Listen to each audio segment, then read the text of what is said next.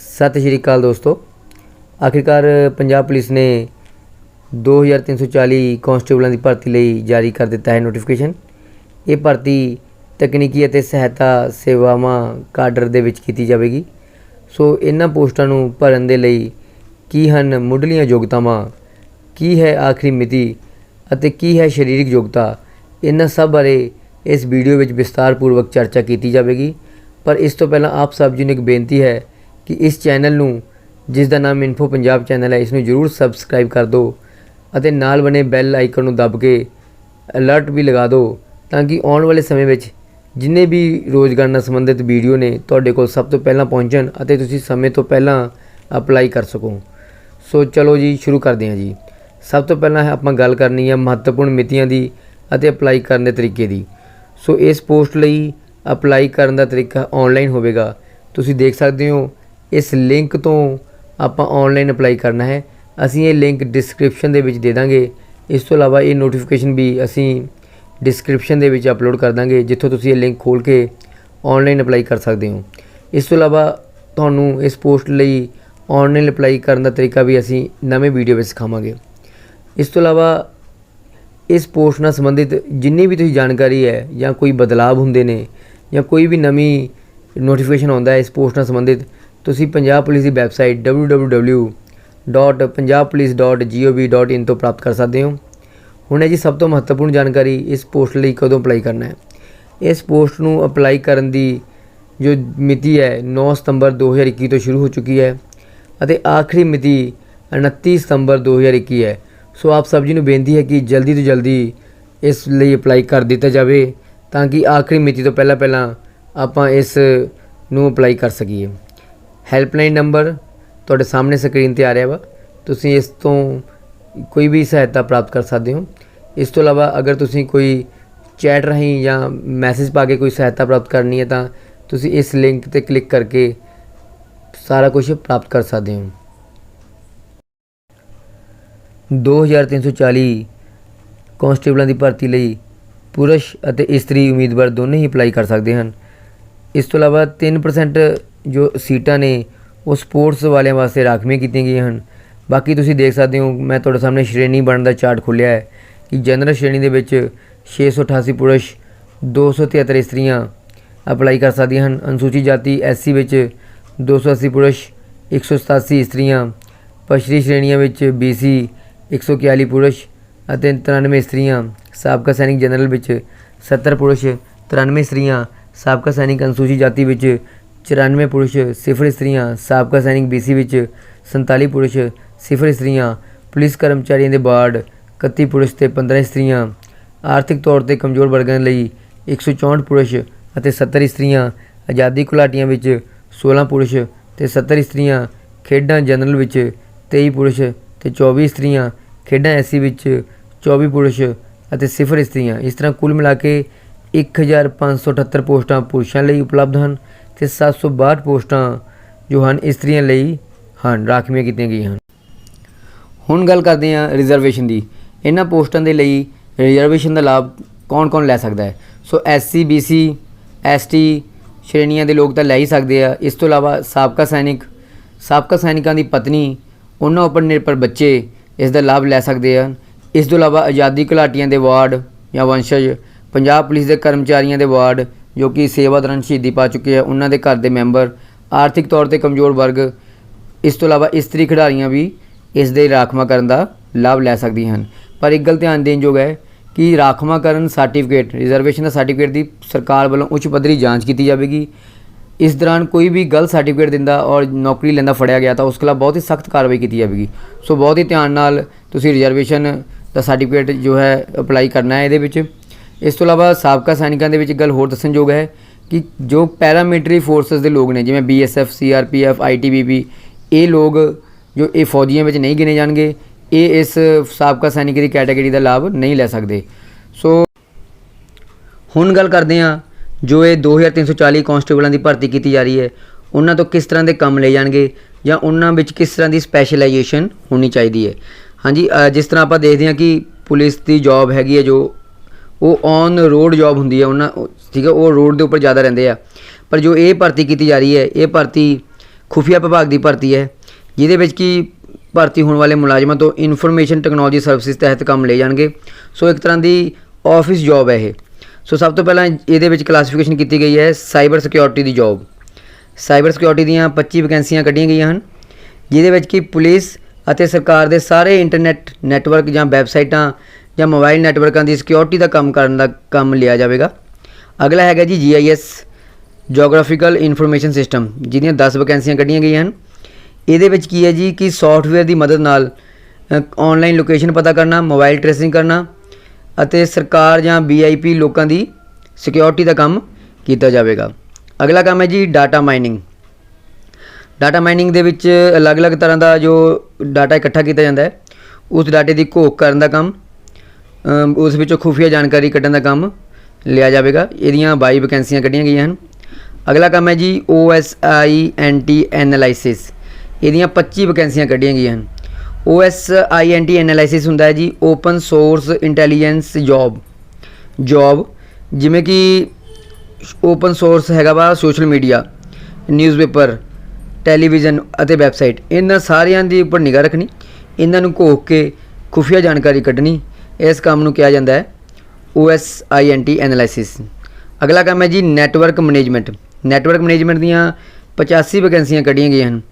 Network management ਵਿੱਚ ਕੀ ਹੋਵੇਗਾ ਕਿ ਸੌਫਟਵੇਅਰ ਅਤੇ ਹਾਰਡਵੇਅਰ ਦੀ ਮਦਦ ਨਾਲ ਡਾਟੇ ਦੀ ਸੰਭਾਲ ਅਤੇ ਵਿਸ਼ਲੇਸ਼ਣ ਕਰਨ ਦਾ ਕੰਮ ਕਰਵਾਇਆ ਜਾਵੇਗਾ।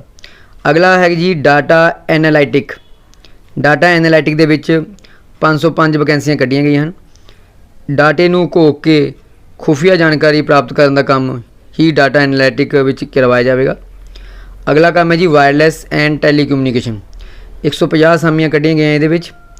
ਸੋ ਵਾਇਰਲੈਸ ਐਂਡ ਟੈਲੀਕਮਿਊਨੀਕੇਸ਼ਨ ਦੇ ਵਿੱਚ ਰੇਡੀਓ ਵੇਵ ਸਿਗਨਲ ਦੀ ਮਦਦ ਨਾਲ ਜਾਣਕਾਰੀ ਇਕੱਠੀ ਕਰਨ ਦਾ ਕੰਮ ਜਾਂ ਜਾਣਕਾਰੀ ਨੂੰ ਇੱਕ ਥਾਂ ਤੋਂ ਦੂਜੀ ਥਾਂ ਪਹੁੰਚਾਉਣ ਦਾ ਕੰਮ ਵੀ ਰੇਡੀਓ ਵੇਵ ਸਿਗਨਲ ਦੀ ਮਦਦ ਨਾਲ ਲਿਆ ਜਾਵੇਗਾ। ਅਗਲਾ ਕੰਮ ਹੈ ਜੀ ਵੈਬਸਾਈਟ ਐਡਮਿਨਿਸਟ੍ਰੇਸ਼ਨ। ਇਹਦੀਆਂ 10 ਵੈਕੈਂਸੀਆਂ ਕੱਢੀਆਂ ਗਈਆਂ ਹਨ। ਵੈਬਸਾਈਟ ਐਡਮਿਨਿਸਟ੍ਰੇਸ਼ਨ ਦੇ ਵਿੱਚ ਸਰਕਾਰ ਦੇ ਸਾਰੇ ਡਿਪਾਰਟਮੈਂਟ, ਜਿੰਨੇ ਵੀ ਡਿਪਾਰਟਮੈਂਟ ਨੇ, ਉਹਨਾਂ ਦੀਆਂ ਵੈਬਸਾਈਟਾਂ ਨੂੰ ਕਿਸੇ ਵੀ ਕਿਸਮ ਦੇ ਸਾਈਬਰ ਅਟੈਕ ਤੋਂ ਬਚਾਉਣ ਦਾ ਕੰਮ, ਜੋ ਬੱਗ ਆ ਜਾਂਦੇ ਆ ਉਹਨਾਂ ਨੂੰ ਫਿਕਸ ਕਰਨ ਦਾ ਕੰਮ ਜਾਂ ਅਪਗ੍ਰੇਡ ਕਰਨ ਦਾ ਕੰਮ ਵੈਬਸਾਈਟ ਐਡਮਿਨਿਸਟ੍ਰੇਸ਼ਨ ਡਿਪਾਰਟਮੈਂਟ ਵੱਲੋਂ ਜਾਂ ਇਸ ਭਰਤੀ ਦੇ ਵਿੱਚ ਕੀਤੇ ਗਏ ਮੁਲਾਜ਼ਮਾਂ ਵੱਲੋਂ ਲਿਆ ਜਾਵੇਗਾ।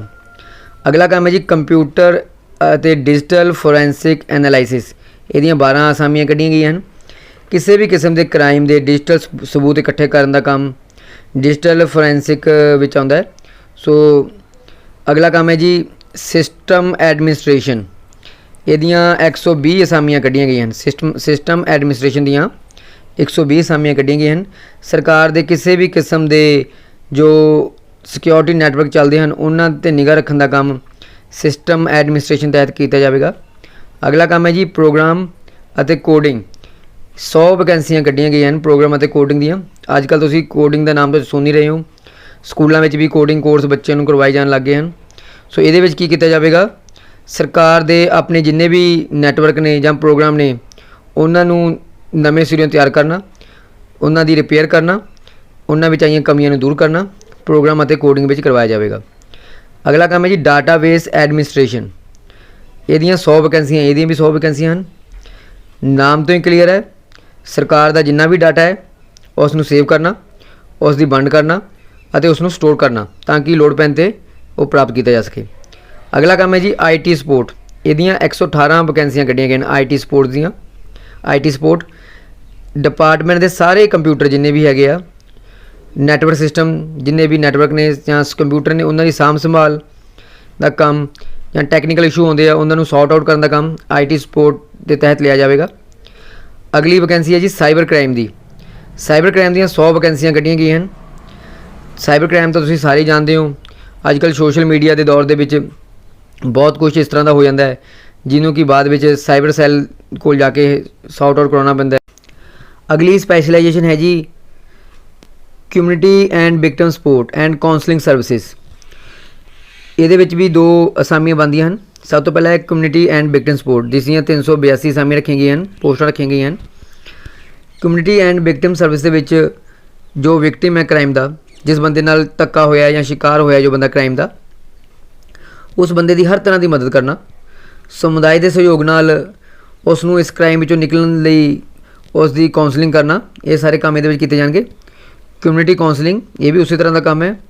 ਜਿਸ ਬੰਦੇ ਨਾਲ ਕ੍ਰਾਈਮ ਹੋਇਆ ਹੈ ਉਸ ਦੀ ਕਾਉਂਸਲਿੰਗ ਕਰਨਾ, ਉਸ ਨੂੰ ਇਸ ਕ੍ਰਾਈਮ ਚੋਂ ਨਜਿੱਠਣ ਲਈ ਜਾਂ ਨਿਕਲਣ ਦੀ ਕੋਸ਼ਿਸ਼ ਕਰਨਾ, ਜਾਂ ਜੋ ਬੰਦਾ ਕ੍ਰਾਈਮ ਕਰ ਰਿਹਾ ਹੈ ਉਸ ਦੀ ਕਾਉਂਸਲਿੰਗ ਕਰਨਾ ਤਾਂ ਕਿ ਉਹ ਅੱਗੇ ਤੋਂ ਕ੍ਰਾਈਮ ਨਾ ਕਰੇ। ਅਗਲਾ ਕੰਮ ਹੈ ਜੀ ਫੋਰੈਂਸਿਕ ਸਾਇੰਸ। ਫੋਰੈਂਸਿਕ ਸਾਇੰਸ ਦੇ ਵਿੱਚ ਵੀ ਦੋ ਤਰ੍ਹਾਂ ਦੇ ਕੰਮ ਨੇ। ਸਭ ਤੋਂ ਪਹਿਲਾਂ ਫੋਰੈਂਸਿਕ ਐਨਾਲਾਈਸਿਸ, ਜਿਹਦੇ ਕਿ 81 ਅਸਾਮੀਆਂ ਰੱਖੀਆਂ ਗਈਆਂ ਹਨ। ਫੋਰੈਂਸਿਕ ਐਨਾਲਾਈਸਿਸ ਤੁਸੀਂ ਨਾਮ ਤੋਂ ਹੀ ਕਲੀਅਰ ਹੈ ਕਿ ਜਿਸ ਤਰ੍ਹਾਂ ਤੁਸੀਂ ਟੀ ਵੀ ਉੱਪਰ ਦੇਖਦੇ ਹੋ CID ਸੀਰੀਅਲ ਆਉਂਦਾ ਟੀ ਵੀ ਉੱਪਰ, ਉਸ ਵਿੱਚ ਜੋ CID ਵਾਲੇ ਹੁੰਦੇ ਹਨ ਉਹ ਕਿਸ ਤਰ੍ਹਾਂ ਦੇ ਸਬੂਤ ਇਕੱਠੇ ਕਰਦੇ ਹਨ, ਫਿਰ ਬਾਅਦ 'ਚ ਉਹਨਾਂ ਦਾ ਵਿਸ਼ਲੇਸ਼ਣ ਕਰਕੇ ਅਪਰਾਧੀ ਤੱਕ ਪਹੁੰਚ ਜਾਂਦੇ ਹਨ। ਸੋ ਇਸੇ ਤਰ੍ਹਾਂ ਇਹਦੇ ਵਿੱਚ ਵੀ ਇਸ ਤਰ੍ਹਾਂ ਦੇ ਸਬੂਤ ਇਕੱਠੇ ਕਰਨਾ ਜਾਂ ਉਹਨਾਂ ਦੀ ਐਨਾਲਾਈਸਿਸ ਕਰਨ ਦਾ ਕੰਮ, ਸੋ ਕਾਫੀ ਸਾਇੰਟੀਫਿਕ ਕੰਮ ਹੈ ਇਹ। ਅਗਲਾ ਕੰਮ ਹੈ ਜੀ computer and digital forensic analysis. ਇਹਦੀਆਂ 12 ਅਸਾਮੀਆਂ ਹਨ। ਡਿਜੀਟਲ ਤਕਨੀਕ ਦੇ ਨਾਲ ਜੋ ਫੋਰੈਂਸਿਕ ਸਬੂਤ ਇਕੱਠੇ ਕਰਨ ਦਾ ਕੰਮ ਆਉਂਦਾ ਇਹਦੇ ਵਿੱਚ। ਅਗਲਾ ਕੰਮ ਹੈ ਜੀ human resource management. Human resource management ਦੀਆਂ 60 ਅਸਾਮੀਆਂ ਰੱਖੀਆਂ ਗਈਆਂ ਹਨ। ਹਿਊਮਨ ਰਿਸੋਰਸ ਮੈਨੇਜਮੈਂਟ ਦੇ ਵਿੱਚ ਨਾਮ ਤੋਂ ਹੀ ਪਤਾ ਲੱਗ ਜਾਂਦਾ ਹੈ ਕਿ ਇਸ ਤਰ੍ਹਾਂ ਦੇ ਲੋਕਾਂ ਦੀ ਟੀਮ ਤਿਆਰ ਕਰਨਾ ਜਾਂ ਉਹਨਾਂ ਦੇ ਵਿੱਚ ਇਸ ਤਰ੍ਹਾਂ ਦੀ ਕੈਪੈਸਿਟੀ ਬਿਲਡ ਕਰਨਾ ਤਾਂ ਕਿ ਜਿਸ ਤਰ੍ਹਾਂ ਦਾ ਆਪਾਂ ਕੰਮ ਚਾਹੀਏ ਉਹ ਕਰ ਸਕਣ। ਸੋ ਇਹਦੇ ਲਈ ਉਹਨਾਂ ਨੂੰ ਉਹਨਾਂ ਦੀ ਕਾਉਂਸਲਿੰਗ ਕਰਨਾ, ਉਹਨਾਂ ਦੇ ਸੈਮੀਨਾਰ ਲਗਾਉਣਾ, ਉਹਨਾਂ ਨੂੰ ਟ੍ਰੇਨਿੰਗ ਦੇਣ ਦਾ ਕੰਮ ਇਹਦੇ ਵਿੱਚ ਲਿਆ ਜਾਵੇਗਾ। ਸੋ ਪੁਲਿਸ ਵੱਲੋਂ ਕਈ ਵਾਰ ਇਸ ਤਰ੍ਹਾਂ ਦੀ ਟੀਮਾਂ ਤਿਆਰ ਕੀਤੀਆਂ ਜਾਂਦੀਆਂ ਹਨ ਜੋ ਕਿਸੇ ਖਾਸ ਮਿਸ਼ਨ 'ਤੇ ਜਾਂਦੀਆਂ ਹਨ। ਸੋ ਉਹਨਾਂ ਨੂੰ ਟ੍ਰੇਨਿੰਗ ਦੇਣ ਦਾ ਕੰਮ, ਉਹਨਾਂ ਵਿੱਚ ਸਕਿੱਲ ਡਿਵੈਲਪਮੈਂਟ ਕਰਨ ਦਾ ਕੰਮ ਹਿਊਮਨ ਰਿਸੋਰਸ ਮੈਨੇਜਮੈਂਟ ਤਹਿਤ ਕੀਤਾ ਜਾਂਦਾ ਹੈ। ਅਗਲਾ ਹੈ ਜੀ ਲੀਗਲ ਸਰਵਿਸਿਜ਼, ਜਿਹਦੀਆਂ ਕਿ 382 ਅਸਾਮੀਆਂ ਹਨ। ਨਾਮ ਤੋਂ ਹੀ ਕਲੀਅਰ ਹੈ, ਕਿਸੇ ਵੀ ਤਰ੍ਹਾਂ ਦੀ ਕਾਨੂੰਨੀ ਸਹਾਇਤਾ ਇਹਦੇ ਵਿੱਚ ਕੀਤੀ ਜਾਂਦੀ ਹੈ। ਔਰ ਅਗਲਾ ਹੈ ਜੀ ਰੋਡ ਸੇਫਟੀ ਐਂਡ ਰੈਗੂਲੇਸ਼ਨ, ਜਿਹਦੀਆਂ ਕਿ 15 ਅਸਾਮੀਆਂ ਹਨ। ਸੋ ਰੋਡ ਸੇਫਟੀ ਦਾ ਕੰਮ ਹੈ ਇਹਦੇ ਵਿੱਚ। ਸੋ ਇਸ ਤਰ੍ਹਾਂ ਕੁੱਲ ਮਿਲਾ ਕੇ 2340 ਅਸਾਮੀਆਂ ਇਹ ਬਣਦੀਆਂ ਹਨ। ਸੋ ਹੁਣ ਤੁਸੀਂ ਇਹਦੇ ਵਿੱਚ ਕਰਨਾ ਕੀ ਹੈ ਕਿ ਤੁਸੀਂ ਇਹਨਾਂ ਵਿੱਚੋਂ ਸਿਰਫ 5 ਅਸਾਮੀਆਂ ਲਈ ਅਪਲਾਈ ਕਰ ਸਕਦੇ ਹੋ। ਹੁਣ ਗੱਲ ਕਰਦੇ ਹਾਂ ਜੀ ਇਸ ਵੈਕੈਂਸੀ ਦੇ ਵਿੱਚ ਜੋ ਪੋਸਟਾਂ ਨਿਕਲੀਆਂ ਉਹਨਾਂ ਨੂੰ ਕਿਸ ਤਰ੍ਹਾਂ ਤੁਸੀਂ ਅਪਲਾਈ ਕਰ ਸਕਦੇ ਹੋ। ਸਭ ਤੋਂ ਪਹਿਲਾਂ ਦੇਖੋ ਇਨਫੋਰਮੇਸ਼ਨ ਟੈਕਨੋਲੋਜੀ ਸਰਵਿਸਿਜ਼ ਦੀਆਂ ਜੋ ਵੈਕੈਂਸੀਆਂ ਨਿਕਲੀਆਂ ਨੇ ਇਹ ਅੱਗੋਂ 3 ਹਿੱਸਿਆਂ ਵਿੱਚ ਵੰਡੀਆਂ ਜਾਂਦੀਆਂ। ਗਰੁੱਪ 1 ਦੀਆਂ ਜੋਬਸ, ਗਰੁੱਪ 2 ਦੀਆਂ ਜੋਬਸ ਅਤੇ ਗਰੁੱਪ 3 ਦੀਆਂ ਜੋਬਸ। ਤੁਸੀਂ ਇਹਨਾਂ ਤਿੰਨਾਂ ਗਰੁੱਪਾਂ ਵਿੱਚੋਂ ਕਿਸੇ ਇੱਕ 'ਤੇ, ਗਰੁੱਪ 1 ਵਿੱਚੋਂ ਕਿਸੇ ਇੱਕ ਲਈ ਅਪਲਾਈ ਕਰ ਸਕਦੇ ਹੋ, ਗਰੁੱਪ 2 ਵਿੱਚੋਂ ਵੀ ਕਿਸੇ ਇੱਕ ਲਈ ਅਪਲਾਈ ਕਰ ਸਕਦੇ ਹੋ, ਗਰੁੱਪ 3 ਵਿੱਚੋਂ ਵੀ ਕਿਸੇ ਇੱਕ ਲਈ ਅਪਲਾਈ ਕਰ ਸਕਦੇ ਹੋ। ਕਹਿਣ ਦਾ ਮਤਲਬ ਕਿ ਤੁਸੀਂ ਗਰੁੱਪ 1 ਦੇ ਵਿੱਚ 2 ਵੈਕੈਂਸੀਆਂ ਨੂੰ ਨਹੀਂ ਚੁਣ ਸਕਦੇ। ਹਰੇਕ ਗਰੁੱਪ 'ਚੋਂ ਤੁਹਾਨੂੰ ਸਿਰਫ ਇੱਕ ਹੀ ਵੈਕੈਂਸੀ ਚੁਣਨੀ ਹੈ ਜੋ ਕਿ ਤੁਸੀਂ ਕਰ ਸਕਦੇ ਹੋ। ਅਗਲਾ ਹੈਗਾ ਜੀ ਕਮਿਊਨਿਟੀ ਐਂਡ ਵਿਕਟਿਮ ਸਪੋਰਟ। ਇਹਦੇ ਵਿੱਚ ਤੁਸੀਂ ਦੋਨੇ ਵੈਕੈਂਸੀਆਂ ਚੁਣ ਸਕਦੇ ਹੋ, ਪਰ ਤੁਸੀਂ ਵੱਧ ਤੋਂ ਵੱਧ 5 ਵੈਕੈਂਸੀਆਂ ਚੁਣਨੀਆਂ। ਅਗਰ ਤੁਸੀਂ ਗਰੁੱਪ 1 ਵਿੱਚੋਂ ਇੱਕ ਚੁਣ ਲਈ ਹੈ, ਗਰੁੱਪ 2 ਵਿੱਚੋਂ ਇੱਕ ਚੁਣ ਲਈ ਹੈ ਅਤੇ ਗਰੁੱਪ 3 ਵਿੱਚੋਂ ਇੱਕ ਚੁਣ ਲਈ ਹੈ, ਤਾਂ ਤੁਸੀਂ ਅਗਰ ਇਸ ਤੋਂ ਬਾਅਦ ਇਹ ਦੋਨੇ ਚੁਣ ਲੈਂਦੇ ਹੋ ਤਾਂ ਤੁਹਾਡੀਆਂ 5 ਵੈਕੈਂਸੀਆਂ ਇੱਥੇ ਹੀ ਪੂਰੀਆਂ ਹੋ ਜਾਣੀਆਂ ਨੇ। ਸੋ ਅਗਰ ਤੁਸੀਂ ਕਮਿਊਨਿਟੀ ਐਂਡ ਵਿਕਟਿਮ ਸਪੋਰਟ ਤੋਂ ਇੱਕ ਚੁਣੋਗੇ ਤਾਂ ਤੁਹਾਡੇ ਲਈ ਅੱਗੇ ਛੂਟ ਹੋਵੇਗੀ ਕਿ ਤੁਸੀਂ ਫੋਰੈਂਸਿਕ ਸਾਇੰਸ ਦੀਆਂ ਜੋ ਅੱਗੇ 2 ਨੇ ਉਹਨਾਂ ਵਿੱਚੋਂ ਵੀ ਕੋਈ ਇੱਕ ਚੁਣ ਸਕਦੇ ਹੋ। ਫੋਰੈਂਸਿਕ ਸਾਇੰਸ ਦੀਆਂ ਵੈਸੇ ਆਪਾਂ ਦੋਨੇ ਹੀ ਚੁਣ ਸਕਦੇ ਹਾਂ, ਪਰ ਕਿਉਂਕਿ ਆਪਾਂ 5 ਵੈਕੈਂਸੀਆਂ ਹੀ ਚੁਣ ਸਕਦੇ ਹਾਂ ਸੋ ਆਪਾਂ ਨੂੰ 5 ਆਪਦੇ ਹਿਸਾਬ ਨਾਲ ਪੂਰੀਆਂ ਕਰਨੀਆਂ। ਆਪਾਂ ਜਿਸ ਵਿੱਚ ਵੀ ਅਪਲਾਈ ਕਰਨਾ ਚਾਹੁੰਦੇ ਹਾਂ ਉਹਦੇ ਵਿੱਚ ਕਰ ਸਕਦੇ ਹਾਂ ਆਪਦੇ ਹਿਸਾਬ ਨਾਲ, ਪਰ ਕਰਨੀ ਆਪਾਂ 5 ਵੈਕੈਂਸੀਆਂ 'ਤੇ ਹੀ ਅਪਲਾਈ ਹੈ। ਇਸ ਤੋਂ ਇਲਾਵਾ ਜੋ ਅਗਲੀ ਜਾਣਕਾਰੀ ਹੈ ਪੇ ਸਕੇਲ। ਪੇ ਸਕੇਲ ਕੋਈ ਵੀ ਜੋ ਭਰਤੀ ਹੁੰਦੀ ਹੈ ਉਹ ਠੇਕੇ 'ਤੇ ਹੁੰਦੀ ਹੈ ਜਾਂ ਫਿਰ ਉੱਕਾ ਪੁੱਕਾ ਤਨਖਾਹ 'ਤੇ ਹੁੰਦੀ ਹੈ। ਸੋ ਕਾਂਸਟੇਬਲ ਦੀ ਇਸ ਭਰਤੀ ਦੇ ਲਈ 19,900 ਰੁਪਏ ਦਾ ਜੋ ਪੇ ਸਕੇਲ ਹੈ ਫਿਕਸ ਕੀਤਾ ਗਿਆ ਹੈ। ਜਦ ਤੱਕ ਤੁਸੀਂ ਰੈਗੂਲਰ ਨਹੀਂ ਹੋ ਜਾਂਦੇ ਤੁਹਾਨੂੰ 19,900 ਰੁਪਏ ਜੋ ਹੈ ਉਹ ਮਿਲਣਯੋਗ ਸਰਕਾਰ ਤੋਂ ਮਿਲਦਾ ਰਹੇਗਾ। ਅੱਗੇ ਜੀ ਆ ਗਈ ਉਮੀਦਵਾਰ ਲਈ ਜ਼ਰੂਰੀ ਯੋਗਤਾਵਾਂ। ਸਭ ਤੋਂ ਪਹਿਲੀ ਯੋਗਤਾ ਉਹ ਭਾਰਤ ਦਾ ਨਾਗਰਿਕ ਹੋਵੇ। ਇਸ ਤੋਂ ਬਾਅਦ ਕਾਂਸਟੇਬਲ ਦੀ ਭਰਤੀ ਲਈ ਘੱਟੋ ਘੱਟ ਉਮਰ ਜਾਂ ਵੱਧ ਤੋਂ ਵੱਧ ਉਮਰ ਇਹ 18 ਸਾਲ ਹੋਣੀ ਚਾਹੀਦੀ ਹੈ ਘੱਟ ਤੋਂ ਘੱਟ ਉਮਰ, ਔਰ ਵੱਧ ਤੋਂ ਵੱਧ ਉਮਰ ਜੋ ਹੈਗੀ ਹੈ 28 ਸਾਲ ਹੋਣੀ ਚਾਹੀਦੀ ਹੈ। ਤੁਸੀਂ ਆਪਦੀ ਉਮਰ ਨੂੰ ਆਪਦੀ ਜਨਮ ਤਰੀਕ ਨੂੰ 1 ਜਨਵਰੀ 2021 ਚੋਂ ਘਟਾ ਕੇ ਆਪਦੀ ਉਮਰ ਪਤਾ ਕਰ ਸਕਦੇ ਹੋ। ਅਨੁਸੂਚਿਤ ਜਾਤੀਆਂ ਅਤੇ ST SC OBC ਲਈ ਥੋੜ੍ਹੀ ਬਹੁਤ ਛੂਟ ਹੈ ਉਮਰ ਦੇ ਵਿੱਚ, ਠੀਕ ਹੈ ਜੀ, ਉਹ ਸਰਕਾਰ ਵੱਲੋਂ ਨਿਰਧਾਰਿਤ ਕੀਤੀ ਗਈ ਛੂਟ ਦੇ ਅਨੁਸਾਰ ਤੁਹਾਨੂੰ ਮਿਲੇਗੀ। ਸਾਬਕਾ ਸੈਨਿਕਾਂ ਨੂੰ ਉਮਰ ਦੇ ਵਿੱਚ 3 ਸਾਲ ਦੀ ਛੂਟ ਦਿੱਤੀ ਗਈ ਹੈ, ਪਰ ਇਹ ਛੂਟ ਕੇਵਲ ਸਾਬਕਾ ਸੈਨਿਕਾਂ ਲਈ ਹੈ। ਉਹਨਾਂ ਦੇ ਡਿਪੈਂਡੈਂਟਸ ਲਈ ਇਸ ਤਰ੍ਹਾਂ ਦੀ ਕੋਈ ਛੂਟ ਨਹੀਂ ਹੈਗੀ। ਹੁਣ ਆਪਾਂ ਗੱਲ ਕਰ ਲੈਂਦੇ ਹਾਂ ਸਰੀਰਕ ਮਿਆਰ ਦੀ। ਇਹਨਾਂ ਅਸਾਮੀਆਂ ਲਈ ਘੱਟ ਤੋਂ ਘੱਟ ਜੋ ਸਰੀਰਕ ਮਿਆਰ ਹੈ ਜਾਂ ਪੁਰਸ਼ਾਂ ਦਾ ਕੱਦ ਹੈ 5 ਫੁੱਟ 4 ਇੰਚ ਕੱਦ ਹੋਣਾ ਚਾਹੀਦਾ ਹੈ। ਇਸਤਰੀਆਂ ਦਾ 5 ਫੁੱਟ ਕੱਦ ਹੋਣਾ ਚਾਹੀਦਾ ਹੈ। ਇਸ ਤੋਂ ਘੱਟ ਵਾਲੇ ਇਸ ਲਈ ਯੋਗ ਨਹੀਂ ਮੰਨੇ ਜਾਣਗੇ। ਵਿਦਿਅਕ ਯੋਗਤਾਵਾਂ ਦੇ ਵਿੱਚ ਆਪਾਂ ਗੱਲ ਕਰਦੇ ਹਾਂ। ਇਹਨਾਂ ਸਾਰੀਆਂ ਪੋਸਟਾਂ ਦੇ ਲਈ ਬੈਚਲਰ ਡਿਗਰੀ ਤੁਹਾਡੀ ਕੀਤੀ ਹੋਣੀ ਚਾਹੀਦੀ ਹੈ। 3 ਸਾਲਾ ਕੋਰਸ ਕਿਸੇ ਵੀ ਮਾਨਤਾ ਪ੍ਰਾਪਤ ਯੂਨੀਵਰਸਿਟੀ ਤੋਂ ਬੈਚਲਰ ਦਾ ਤੁਸੀਂ ਕੀਤਾ ਹੋਵੇ, ਔਰ ਤੁਹਾਡੇ ਕੋਲ ਇਹ ਵਾਲੇ ਸਬਜੈਕਟ ਹੋਣੇ ਜ਼ਰੂਰ ਚਾਹੀਦੇ ਨੇ। Computer science, electronic, instrumentation, communication, information technology, mechatronics, computer applications, data science, computer science, ਇਹ ਸਾਰੇ ਇਹਨਾਂ ਸਾਰਿਆਂ ਵਿੱਚੋਂ ਕੋਈ ਵੀ ਇੱਕ ਸਬਜੈਕਟ ਤੁਹਾਡੇ ਕੋਲੇ ਬੈਚਲਰ ਡਿਗਰੀ ਵਿੱਚ ਕੀਤਾ ਹੋਣਾ ਚਾਹੀਦਾ। ਇਸ ਤੋਂ ਇਲਾਵਾ ਜੋ ਤੁਸੀਂ OSINT ਐਨਾਲਿਸਿਸ ਲਈ ਅਪਲਾਈ ਕਰਨਾ ਹੈ, ਇਹਦੇ ਵਿੱਚ ਤੁਹਾਡੇ ਕੋਲੇ ਬੈਚਲਰ ਡਿਗਰੀ ਦੇ ਨਾਲ ਨਾਲ 1 ਸਾਲ ਦਾ ਡਿਪਲੋਮਾ OSINT ਜਾਂ ਇਹਦੇ ਨਾਲ ਸੰਬੰਧਿਤ ਕਿਸੇ ਵੀ ਚੀਜ਼ ਵਿੱਚ ਕੀਤਾ ਹੋਣਾ ਚਾਹੀਦਾ ਹੈ, ਜੋ ਕਿ UGC ਤੋਂ ਮਾਨਤਾ ਪ੍ਰਾਪਤ ਹੋਵੇ। ਕਮਿਊਨਿਟੀ ਵਿਕਟਮ ਸਪੋਰਟ ਕਾਉਂਸਲਿੰਗ ਵਿੱਚ ਤੁਹਾਡੇ ਕੋਲੇ ਬੈਚਲਰ ਡਿਗਰੀ ਦੇ ਨਾਲ ਨਾਲ master degree in psychology, sociology, social work, ਇਹਦੇ ਵਿੱਚ ਤੁਹਾਡੇ ਕੋਲੇ ਮਾਸਟਰ ਡਿਗਰੀ ਵੀ ਹੋਣੀ ਚਾਹੀਦੀ ਹੈ।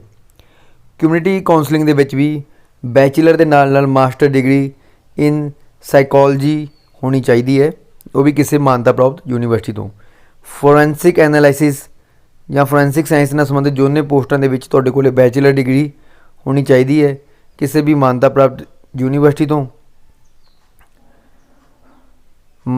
Bachelor degree in forensic science ਵੀ ਹੋਣੀ ਚਾਹੀਦੀ ਹੈ। ਹਿਊਮਨ ਰਿਸੋਰਸ ਮੈਨੇਜਮੈਂਟ ਵਿੱਚ ਬੈਚਲਰ ਦੇ ਨਾਲ ਨਾਲ ਮਾਸਟਰ ਡਿਗਰੀ ਵੀ ਤੁਹਾਡੇ ਕੋਲੇ ਹੋਣੀ ਚਾਹੀਦੀ ਹੈ, ਕਮਰਸ ਵਿੱਚ ਜਾਂ ਮੈਨੇਜਮੈਂਟ ਦੇ ਵਿੱਚ। ਸੋ ਇਹਨਾਂ ਚੀਜ਼ਾਂ ਤੁਸੀਂ ਧਿਆਨ ਰੱਖਣਾ ਕਿ ਕਿਹੜੀ ਪੋਸਟ ਲਈ ਮਾਸਟਰ ਡਿਗਰੀ ਅਤੇ ਕਿਹੜੇ ਲਈ ਬੈਚਲਰ ਡਿਗਰੀ ਚਾਹੀਦੀ ਹੈ। ਲੀਗਲ ਸਰਵਿਸਿਜ਼ ਲਈ ਵੀ ਤੁਹਾਡੇ ਕੋਲੇ ਬੈਚਲਰ ਦੇ ਨਾਲ ਨਾਲ ਮਾਸਟਰ ਡਿਗਰੀ ਇਨ ਲਾ ਹੋਣੀ ਚਾਹੀਦੀ ਹੈ। ਰੋਡ ਸੇਫਟੀ ਲਈ ਤੁਹਾਡੇ ਕੋਲੇ ਮਾਸਟਰ ਡਿਗਰੀ ਹੋਣੀ ਚਾਹੀਦੀ ਹੈ ਸਿਵਲ ਇੰਜੀਨੀਅਰਿੰਗ ਦੇ ਵਿੱਚ। ਠੀਕ ਹੈ, ਤੋ ਇਹਨਾਂ ਸਾਰੀਆਂ ਚੀਜ਼ਾਂ ਦਾ ਤੁਸੀਂ ਧਿਆਨ ਰੱਖਣਾ ਹੈ ਅਪਲਾਈ ਕਰਨ ਸਮੇਂ ਕਿ ਤੁਹਾਡੇ ਕੋਲ ਕਿਸ ਤਰ੍ਹਾਂ ਦੀ ਮਾਸਟਰ ਡਿਗਰੀ ਹੈ ਔਰ ਕਿੱਥੇ ਤੁਹਾਨੂੰ ਬੈਚਲਰ ਡਿਗਰੀ ਦੀ ਲੋੜ ਹੈ। ਸੋ ਅੱਗੇ ਕੁਝ ਹੋਰ ਜ਼ਰੂਰੀ ਸ਼ਰਤਾਂ ਨੇ ਜੋ, ਜਿਵੇਂ ਕਿ ਬਹੁਤ ਹੀ ਵਧੀਆ ਸ਼ਰਤ ਜੋ ਪੰਜਾਬ ਸਰਕਾਰ ਵੱਲੋਂ ਰੱਖੀ ਗਈ ਹੈ ਕਿ ਬੰਦੇ ਨੂੰ ਪੰਜਾਬੀ ਭਾਸ਼ਾ ਦਾ ਗਿਆਨ ਹੋਣਾ ਚਾਹੀਦਾ ਹੈ। ਸੋ ਇੱਕ ਬਹੁਤ ਹੀ ਫਾਇਦੇਮੰਦ ਚੀਜ਼ ਹੈ ਪੰਜਾਬੀਆਂ ਲਈ, ਨਹੀਂ ਤਾਂ ਬਹੁਤ ਸਾਰੇ ਆਊਟ ਆਫ ਸਟੇਟ ਲੋਕ ਆ ਕੇ ਪੰਜਾਬ ਵਿੱਚ ਨੌਕਰੀਆਂ ਲੈ ਜਾਂਦੇ ਹਨ। ਘੱਟੋ ਘੱਟ ਜਦੋਂ ਪੰਜਾਬੀ ਭਾਸ਼ਾ ਦੀ ਸ਼ਰਤ ਰੱਖ ਦਿੱਤੀ ਗਈ ਤਾਂ ਉਹਨਾਂ ਦੀ ਗਿਣਤੀ ਘੱਟ ਜਾਂਦੀ ਹੈ, ਕਿਉਂਕਿ ਬਾਕੀ ਸਟੇਟਸ ਵਿੱਚ ਆਪਾਂ ਅਪਲਾਈ ਨਹੀਂ ਕਰ ਸਕਦੇ ਪੰਜਾਬ ਦੇ ਲੋਕ, ਪਰ ਆਪਣੇ ਪੰਜਾਬ ਦੇ ਵਿੱਚ ਇਸ ਸ਼ਰਤ ਦੇ ਕਾਰਨ ਕਾਫੀ ਲੋਕ ਰਹਿ ਜਾਂਦੇ ਨੇ ਅਪਲਾਈ ਕਰਨ ਤੋਂ, ਜਿਸ ਕਾਰਨ ਪੰਜਾਬੀਆਂ ਨੂੰ ਬਹੁਤ ਫਾਇਦਾ ਹੁੰਦਾ ਹੈ ਅਤੇ ਬਾਹਰਲੇ ਲੋਕ ਆਪਣੀ ਨੌਕਰੀਆਂ ਨਹੀਂ ਲੈ ਸਕਦੇ। ਸੋ ਪੰਜਾਬੀ ਭਾਸ਼ਾ ਦਾ ਥੋੜ੍ਹਾ 10ਵੀਂ ਪਾਸ ਕੀਤੀ ਹੋਣੀ ਚਾਹੀਦੀ ਹੈ। ਜਿਹਨਾਂ ਨੌਜਵਾਨਾਂ ਨੇ ਖੇਡ ਸ਼੍ਰੇਣੀ ਵਿੱਚ ਅਰਜ਼ੀ ਦੇਣੀ ਹੈ ਉਹਨਾਂ ਦੇ ਲਈ ਹੇਠ ਲਿਖੀਆਂ ਖੇਡਾਂ ਹੋਣੀਆਂ ਚਾਹੀਦੀਆਂ ਹਨ। Archery, aquatics, athletic, basketball, body building, boxing, football, gymnastic, handball, hockey, judo, kabaddi, shooting, taekwondo, volleyball, water sports, weight lifting, wrestling, wushu, yoga, ਇਹਨਾਂ ਖੇਡਾਂ ਵਾਲੇ ਖਿਡਾਰੀ ਪਾਰਟੀਸਪੇਟ ਕਰ ਸਕਦੇ ਹਨ, ਅਪਲਾਈ ਕਰ ਸਕਦੇ ਹਨ। ਉਮੀਦਵਾਰ ਨੂੰ ਉਹਨਾਂ ਖੇਡ ਪ੍ਰਾਪਤੀਆਂ ਦੇ ਅੰਕ 50 ਅੰਕ ਹੀ ਦਿੱਤੇ ਜਾਣਗੇ, ਅਨੁਸ਼ਾਸਨ ਲਈ ਦਿੱਤੇ ਜਾਣਗੇ ਅਤੇ ਨਿਮਨਲਿਖਿਤ ਮਾਪਦੰਡਾਂ ਦੇ ਅਨੁਸਾਰ ਉਸ ਨੂੰ ਇਹ ਅੰਕ ਦਿੱਤੇ ਜਾਣਗੇ। ਮਤਲਬ ਕਿ ਖਿਡਾਰੀ ਨੂੰ ਵੱਧ ਤੋਂ ਵੱਧ 50 ਅੰਕ ਦਿੱਤੇ ਜਾ ਸਕਦੇ ਉਹਦੀ ਖੇਡਾਂ ਲਈ ਅਗਰ ਉਹ ਖੇਡਿਆ ਹੈ ਓਲੰਪਿਕ ਖੇਡਾਂ। ਓਲੰਪਿਕ ਖੇਡਾਂ ਵਿੱਚ ਗੋਲਡ ਮੈਡਲ ਪ੍ਰਾਪਤ ਕਰਨ ਵਾਲੇ ਖਿਡਾਰੀ ਨੂੰ 50 ਅੰਕ, ਸਿਲਵਰ ਮੈਡਲ ਨੂੰ 48 ਅੰਕ, ਬ੍ਰੋਂਜ ਮੈਡਲ ਨੂੰ 46 ਅੰਕ ਅਤੇ ਭਾਗ ਲੈਣ ਦੇ ਪਾਰਟੀਸਪੇਸ਼ਨ ਦੇ 40 ਮਾਰਕਸ ਦਿੱਤੇ ਜਾਣਗੇ। ਇਸੇ ਤਰ੍ਹਾਂ ਵਿਸ਼ਵ ਕੱਪ ਦੇ ਅਗਰ ਭਾਗ ਲਿਆ ਵਿਸ਼ਵ ਕੱਪ ਵਿੱਚ ਤਾਂ ਉਹਦੇ ਅੰਕ ਦਿੱਤੇ ਜਾਣਗੇ। ਏਸ਼ੀਆ ਖੇਡਾਂ ਵਿੱਚ ਭਾਗ ਲਿਆ ਤਾਂ ਉਹਦੇ ਵੀ ਅੰਕ ਅਲੱਗ ਰੱਖੇ ਗਏ ਨੇ, ਤੁਸੀਂ ਦੇਖ ਸਕਦੇ ਹੋ। ਰਾਸ਼ਟਰਮੰਡਲ ਖੇਡਾਂ ਦੇ ਵੀ ਅੰਕ ਰੱਖੇ ਗਏ ਨੇ। ਏਸ਼ੀਆਈ ਚੈਂਪੀਅਨਸ਼ਿਪ ਖੇਡਾਂ ਵਿੱਚ ਵੀ ਅੰਕ ਰੱਖੇ ਗਏ ਨੇ। ਵਿਸ਼ਵ ਜਾਂ ਯੂਨੀਵਰਸਿਟੀ ਖੇਡਾਂ ਦੇ ਅੰਕ ਰੱਖੇ ਗਏ ਨੇ। ਰਾਸ਼ਟਰੀ ਖੇਡਾਂ ਵਿੱਚ ਭਾਗ ਲੈਣ ਦੇ ਵੀ ਅੰਕ ਰੱਖੇ ਗਏ ਨੇ। ਆਲ ਇੰਡੀਆ ਇੰਟਰ ਯੂਨੀਵਰਸਿਟੀ ਖੇਡਾਂ ਦੇ ਵੀ ਅੰਕ ਰੱਖੇ ਗਏ ਨੇ। ਪੰਜਾਬ ਸੀਨੀਅਰ ਸਟੇਟ ਚੈਂਪੀਅਨਸ਼ਿਪ ਵਿੱਚ ਭਾਗ ਲੈਣ ਦੇ ਵੀ ਅੰਕ ਰੱਖੇ ਗਏ ਨੇ। ਪੰਜਾਬ ਜੂਨੀਅਰ ਸਟੇਟ ਚੈਂਪੀਅਨਸ਼ਿਪ ਦੇ ਵੀ ਅੰਕ ਰੱਖੇ ਗਏ ਨੇ। ਸੋ ਅਗਰ ਤੁਸੀਂ ਕਿਸੇ ਵੀ ਮਾਨਤਾ ਪ੍ਰਾਪਤ ਖੇਡ ਮੁਕਾਬਲੇ 'ਚ ਭਾਗ ਲਿਆ ਹੈ, ਅਗਰ ਤੁਹਾਨੂੰ ਉਸ ਵਿੱਚ ਗੋਲਡ ਮੈਡਲ ਜਾਂ ਸਿਲਵਰ ਮੈਡਲ ਮਿਲਿਆ ਹੈ ਜਾਂ ਬ੍ਰੌਂਜ ਮੈਡਲ ਮਿਲਿਆ ਤਾਂ ਉਹਨਾਂ ਦੇ ਅੰਕ ਵੀ ਖੇਡ ਦੇ ਸਟੈਂਡਰਡ ਦੇ ਹਿਸਾਬ ਨਾਲ ਨਿਰਧਾਰਿਤ ਕੀਤੇ ਗਏ ਨੇ। ਕੇਵਲ ਉਹਨਾਂ ਮੁਕਾਬਲਿਆਂ ਦੇ ਉਮੀਦਵਾਰ ਦੇ ਖੇਡ ਸਰਟੀਫਿਕੇਟਾਂ 'ਤੇ ਵਿਚਾਰ ਕੀਤਾ ਜਾਵੇਗਾ ਜੋ ਅਰਜੀ ਫਾਰਮ ਜਮ੍ਹਾਂ ਕਰਨ ਦੀ ਮਿਤੀ ਨੂੰ ਜਾਂ ਇਸ ਤੋਂ ਪਹਿਲਾਂ ਆਯੋਜਿਤ ਕੀਤੇ ਗਏ ਹੋਣ।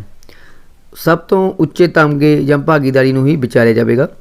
ਜੇ ਕਿਸੇ ਉਮੀਦਵਾਰ ਨੇ ਕਿਸੇ ਮੁਕਾਬਲੇ ਵਿੱਚ ਇੱਕ ਤੋਂ ਵੱਧ ਮੈਡਲ ਹਾਸਲ ਕੀਤੇ ਹਨ ਤਾਂ ਉਹਦੇ ਸਭ ਤੋਂ ਵੱਡੇ ਮੈਡਲ ਨੂੰ ਹੀ ਵਿਚਾਰਿਆ ਜਾਵੇਗਾ। ਸੋ ਅੱਗੇ ਗੱਲ ਕਰਦੇ ਹਾਂ ਜੀ ਚੋਣ ਪ੍ਰਕਿਰਿਆ ਦੀ। ਚੋਣ ਪ੍ਰਕਿਰਿਆ 2 ਪੜਾਵਾਂ ਵਿੱਚ ਕੀਤੀ ਜਾਵੇਗੀ। ਸਭ ਤੋਂ ਪਹਿਲਾਂ ਫੇਜ਼ 1 ਅਤੇ ਫਿਰ ਫੇਜ਼ 2। ਫੇਜ਼ 1 ਵਿੱਚ ਟੈਸਟ ਰੱਖੇ ਗਏ ਨੇ, ਟੈਸਟ 1 ਅਤੇ ਟੈਸਟ 2। ਔਰ ਫੇਜ਼ 2 ਜਦੋਂ ਆਏਗਾ ਤਾਂ ਇਹਦੇ ਵਿੱਚ ਸਰੀਰਕ ਟੈਸਟ ਮਾਪਦੰਡ ਅਤੇ ਸਰੀਰਕ ਸਕਰੀਨਿੰਗ ਕੀਤੀ ਜਾਵੇਗੀ ਅਤੇ ਦਸਤਾਵੇਜ਼ਾਂ ਦੀ ਪੜਤਾਲ ਕੀਤੀ ਜਾਵੇਗੀ। ਸੋ ਖਿਡਾਰੀ ਦੀ ਸ਼੍ਰੇਣੀ ਦੇ ਅਧੀਨ ਅਪਲਾਈ ਕਰਨ ਵਾਲੇ ਉਮੀਦਵਾਰ ਲਈ ਚੋਣ ਪ੍ਰਕਿਰਿਆ ਵਿੱਚ ਉਹਨਾਂ ਨੂੰ ਖਿਡਾਰੀ ਸ਼੍ਰੇਣੀ ਵਿੱਚ ਵਿਚਾਰੇ ਜਾਣ ਲਈ DJP ਪੰਜਾਬ ਦੁਆਰਾ ਖਿਡਾਰੀਆਂ ਦੀ ਭਰਤੀ ਲਈ ਜੋ ਇੱਕ ਲੈਟਰ ਕੱਢਿਆ ਗਿਆ ਹੈ ਉਸ ਵੱਲੋਂ ਗਠਿਤ ਕਮੇਟੀ ਵੱਲੋਂ ਕੀਤੀ ਗਈ ਜਾਂਚ ਤੋਂ ਬਾਅਦ ਹੀ ਸ਼ਾਮਲ ਕੀਤਾ ਜਾਵੇਗਾ। ਸੋ ਚੋਣ ਪ੍ਰਕਿਰਿਆ ਲਈ ਅੱਗੇ ਆਪਾਂ ਗੱਲ ਕਰਦੇ ਹਾਂ। ਚੋਣ ਪ੍ਰਕਿਰਿਆ ਦੀ ਪ੍ਰਕਿਰਿਆ ਲਈ ਸਭ ਤੋਂ ਪਹਿਲਾਂ ਜਿਹੜਾ ਟੈਸਟ ਹੋਣਾ ਹੈ, ਪ੍ਰੀਖਿਆ ਕਿਸ ਤਰ੍ਹਾਂ ਦੀ ਹੋਣੀ ਹੈ। ਟੈਸਟ 1 ਹੋਏਗਾ ਜੀ 100 ਅੰਕਾਂ ਦਾ। ਟੈਸਟ 2 ਹੋਏਗਾ ਉਹ ਵੀ 100 ਅੰਕਾਂ ਦਾ। ਇਹ ਕੰਪਿਊਟਰ ਦਾ ਟੈਸਟ ਹੋਣਗੇ। ਇਸ ਤੋਂ ਬਾਅਦ ਖੇਡਾਂ ਦੀ ਪ੍ਰਾਪਤੀਆਂ ਦੀ ਯੋਗਤਾ ਦੀ ਜਾਂਚ ਕੀਤੀ ਜਾਵੇਗੀ, ਕੇਵਲ ਖਿਡਾਰੀਆਂ ਵਾਸਤੇ ਹੈ, ਫਿਰ ਉਹ ਕੁਆਲੀਫਾਈ ਕਰ ਸਕਦੇ ਹਨ। ਸੋ ਕਹਿਣ ਦਾ ਮਤਲਬ ਕਿ ਖਿਡਾਰੀਆਂ ਨੂੰ ਪੇਪਰ ਦੇਣ ਦੀ ਲੋੜ ਨਹੀਂ ਹੈ। ਫੇਜ਼ 1 ਟੈਸਟ 1 ਜਿਹਦਾ ਸਿਲੇਬਸ ਦੱਸਣ ਲੱਗੇ ਹਾਂ ਜੀ। ਟੈਸਟ 1 ਵਿੱਚ ਕੰਪਿਊਟਰ ਆਧਾਰਿਤ ਟੈਸਟ ਹੋਵੇਗਾ, ਜਿਹਨੂੰ CBT ਟੈਸਟ ਕਹਿੰਦੇ ਹਨ। ਟੈਸਟ 1 ਦਾ ਉਦੇਸ਼ ਵਿਸ਼ਵ ਅਤੇ ਭਾਰਤੀ ਇਤਿਹਾਸ, ਭੂਗੋਲ, ਮੌਜੂਦਾ ਮਾਮਲਿਆਂ, ਹੋਰ ਸੰਬੰਧਿਤ ਖੇਤਰਾਂ ਬਾਰੇ ਉਮੀਦਵਾਰ ਦੇ ਗਿਆਨ ਦੀ ਜਾਂਚ ਕਰਨਾ ਹੈ। ਇਹ ਪ੍ਰਸ਼ਨ ਉਮੀਦਵਾਰ ਦੇ ਗਿਣਾਤਮਕ ਅਤੇ ਸੰਖਿਅਕ ਯੋਗਤਾ, ਤਰਕਪੂਰਨ ਸਮਰੱਥਾ, ਅੰਗਰੇਜ਼ੀ ਭਾਸ਼ਾ ਦੇ ਬੁਨਿਆਦੀ ਤੱਤਾਂ, ਵਿਆਕਰਣ ਅਤੇ ਰਚਨਾ ਆਦਿ ਬਾਰੇ ਗਿਆਨ ਦੇ ਨਾਲ ਕੰਪਿਊਟਰਾਂ ਅਤੇ IIT ਬੁਨਿਆਦੀ ਕੰਪਿਊਟਰ ਹੁਨਰਾਂ ਆਦਿ ਦੀ ਵਰਤੋਂ ਨੂੰ ਟੈਸਟ ਕਰਨਗੇ। ਟੈਸਟ 1 ਅੰਗਰੇਜ਼ੀ ਪੰਜਾਬੀ ਮਾਧਿਅਮ ਵਿੱਚ ਆਬਜੈਕਟਿਵ ਕਿਸਮ ਦਾ ਹੋਵੇਗਾ, ਜਿਹਦੇ ਕਿ 100 ਅੰਕ ਹੋਣਗੇ। 20 ਅੰਕ ਵਿਸ਼ਵ ਇਤਿਹਾਸ, ਭੂਗੋਲ, ਅਰਥ ਸ਼ਾਸਤਰ, ਵਿਗਿਆਨ, ਵਾਤਾਵਰਣ ਵਿਗਿਆਨ, ਮੌਜੂਦਾ ਮਾਮਲੇ, ਭਾਰਤੀ ਰਾਜ ਪ੍ਰਬੰਧ, ਭਾਰਤੀ ਸੰਵਿਧਾਨ, ਕਾਨੂੰਨਾਂ ਦਾ ਮੁੱਢਲਾ ਗਿਆਨ, ਅੰਤਰਰਾਸ਼ਟਰੀ ਮਾਮਲੇ ਆਦਿ ਸਮੇਤ ਆਮ ਗਿਆਨ ਨਾਲ ਸੰਬੰਧਿਤ ਹੋਣਗੇ। 30 ਅੰਕ ਪ੍ਰਸ਼ਨ ਮਾਤਰਾਤਮਕ ਯੋਗਤਾ, ਤਰਕਪੂਰਨ ਸਮਰੱਥਾ, ਸੰਖਿਅਕ ਯੋਗਤਾ ਆਦਿ ਦੇ ਮੁਲਾਂਕਣ ਕਰਨਗੇ।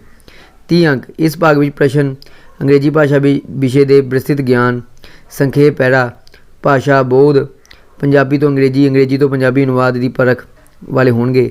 ਸੰਕੇਤਕ ਵਿਸ਼ੇ ਹੋਣਗੇ ਸਪੈਲਿੰਗ ਸੁਧਾਰ, ਵਿਸ਼ੇਸ਼ਣ ਸੁਧਾਰ, ਮੁਹਾਵਰੇ ਅਤੇ ਵਾਕਾਂਸ਼, ਕਿਰਿਆਵਾਂ, ਖਾਲੀ ਥਾਵਾਂ ਭਰੋ, ਸਮਾਨਾਰਥੀ ਸ਼ਬਦ, ਵਿਪਰੀਤ ਸ਼ਬਦ, ਵਿਆਕਰਣ, ਇੱਕ ਸ਼ਬਦ ਦੇ ਬਦਲ, ਸ਼ਾਬਦਿਕ ਪੈਰੇ ਦੀ ਸਮਝ, ਗਲਤ ਸਪੈਲਿੰਗ ਵਾਲੇ ਸ਼ਬਦ ਲੱਭਣਾ, ਪੈਰੇ ਉੱਪਰ ਉਪਵਾਕ ਗਲਤੀ ਲੱਭਣਾ, ਸ਼ਬਦਾਵਲੀ ਵਾਂਗ ਢਾਂਚਾ, ਸੰਖੇਪ ਪੈਰੇ ਦੇ ਵਿਸ਼ਲੇਸ਼ਣ ਕਰਨਾ, ਪੰਜਾਬੀ ਤੋਂ ਅੰਗਰੇਜ਼ੀ ਅਨੁਵਾਦ ਕਰਨਾ। ਅਤੇ 20 ਅੰਕ ਹੋਣਗੇ ਕੰਪਿਊਟਰ ਅਤੇ ਸੂਚਨਾ ਟੈਕਨੋਲੋਜੀ ਨਾਲ ਸੰਬੰਧਿਤ ਪ੍ਰਸ਼ਨਾਂ ਦੇ। ਸੋ ਇਸ ਚੀਜ਼ ਦਾ ਤੁਸੀਂ ਧਿਆਨ ਰੱਖਣਾ ਹੈ।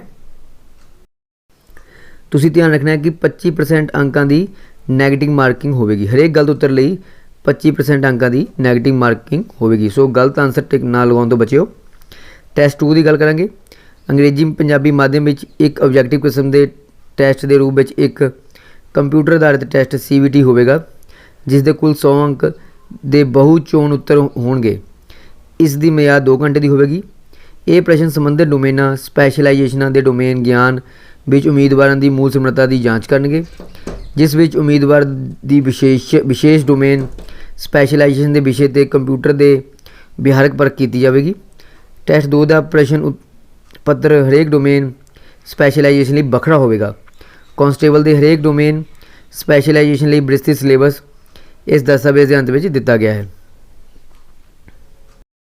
ਪੇਪਰ ਦੇਣ ਤੋਂ ਬਾਅਦ ਮੈਰਿਟ ਬਣੇਗੀ ਔਰ ਮੈਰਿਟ ਦੇ ਆਧਾਰ 'ਤੇ ਜਿਨ੍ਹਾਂ ਉਮੀਦਵਾਰਾਂ ਦੀ ਚੋਣ ਕੀਤੀ ਜਾਵੇਗੀ ਉਹਨਾਂ ਦੀ ਸਰੀਰਕ ਸਕਰੀਨਿੰਗ ਟੈਸਟ ਲਈ ਜਾਵੇਗੀ, ਜਿਹਦੇ ਵਿੱਚ ਕਿ ਪੁਰਸ਼ਾਂ ਵਾਸਤੇ ਸਾਬਕਾ ਸੈਨਿਕਾਂ ਨੂੰ ਛੱਡ ਕੇ 1200 ਮੀਟਰ ਦੀ ਰੇਸ 9 ਮਿੰਟਾਂ ਵਿੱਚ ਪੂਰੀ ਕਰਨੀ ਲਾਜ਼ਮੀ ਹੋਵੇਗੀ।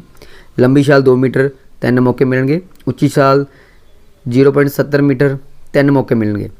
ਪੁਰਸ਼ ਉਮੀਦਵਾਰਾਂ ਲਈ ਸਾਬਕਾ ਸੈਨਿਕ ਤਹਿਤ 35 ਸਾਲ ਤੱਕ ਜਾਂ ਇਸ ਤੋਂ ਜ਼ਿਆਦਾ ਉਮਰ ਦੇ ਉਮੀਦਵਾਰਾਂ ਵਾਸਤੇ 1400 ਮੀਟਰ ਵਾਕ ਐਂਡ ਰਨ ਨੂੰ 12 ਮਿੰਟਾਂ ਵਿੱਚ ਪੂਰਾ ਕੀਤਾ ਜਾਵੇਗਾ, ਕੇਵਲ ਇੱਕ ਮੌਕਾ।